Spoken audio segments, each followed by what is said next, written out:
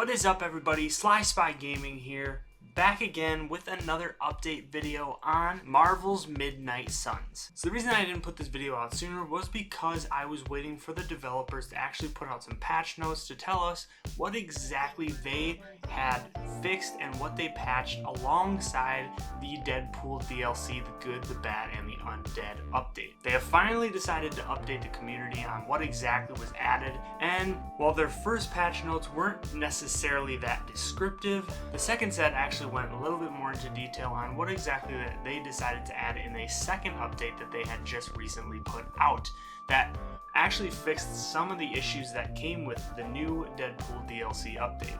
Therefore, in this video, I'll actually be going over their pretty non-descriptive update for the Good, the Bad, and the Undead DLC, aka the Deadpool DLC, and I'll also be going over their follow-up update that they just recently put out that does fix a lot more issues and has a bit more description. So before I dive in, I do want to tell you guys about our Midnight Suns Discord channel. If you're interested in everything Midnight Suns, such as deck builds, character lore, game lore, everything like that, make sure that you guys go and check out that link in the description below. Now let's get into exactly what was fixed in these two updates for Marvel's Midnight Suns. So as I said, I'll be going over the first update first, obviously, because they did decide to release the patch notes a little bit later. Then I'll be going to the second update after that, where it seems like they fixed a lot of issues that happen to come from this update. So in their first update, obviously everything that was added alongside Deadpool, such as the new Abby upgrades, Deadpool himself, new missions, new DLC. You guys know all about that, I'm sure, at this point. But on top of that, they actually did implement some other fixes into the game, and that's what I want to go over with you guys as well. It seems like they were not very descriptive, unfortunately, so I do apologize about that. But their details include, in their general section of their patch notes, they implemented a general performance improvement, so this kind of means just making the game run a little bit better for everyone, and then general stability fixes. So a lot of crash issues, things like that, they should have fixed. Now this might not be all of them, and again, I can't really tell you exactly what they did and what they did not fix in these stability fixes because they were not very clear on that. But needless to say that according to these patch notes, there were some fixes done. They also decided to tell us a little bit about their implementations for the Steam Deck. This is not really something that any of us were expecting in this update, which I'm kind of surprised that it dropped with this. So they have implemented some fixes to the Steam Deck virtual keyboard. Additionally, they've implemented some fixes for the Steam Deck and link save, including some cloud syncing issues. And they've also implemented some stability fixes for the Steam Deck as well.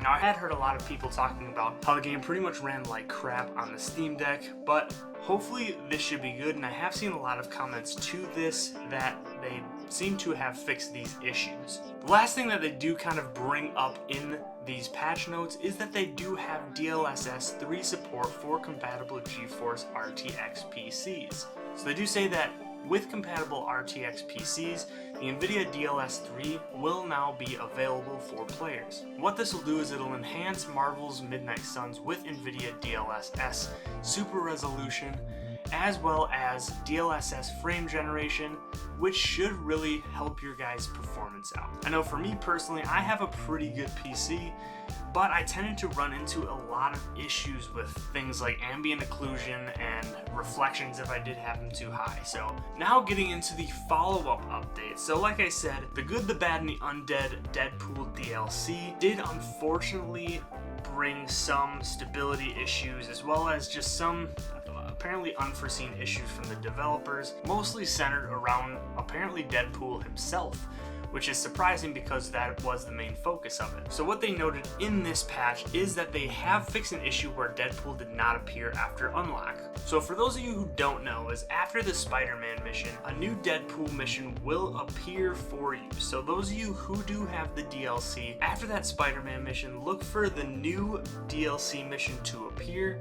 This is essentially the start of the DLC mission packs. And so once that mission occurs, once you complete that mission, Deadpool will essentially come back to the Abbey, and you should be able to recruit Deadpool from there. If you did this mission and Deadpool did not appear, or if you did the Spider-Man mission and Deadpool did not appear, it seems like the developers over at Midnight Suns have actually fixed this issue. They also mentioned that they fixed the Deadpool achievement unlock. They're not really too specific with this, and seeing as there are a lot of different Deadpool achievements out there, they didn't really specify what exactly it was. So if you did have the issue or didn't have the issue, you wouldn't really know unless you obviously had the issue. So additionally, they did say that they adjusted the Deadpool location in the Abbey during the DLC quest.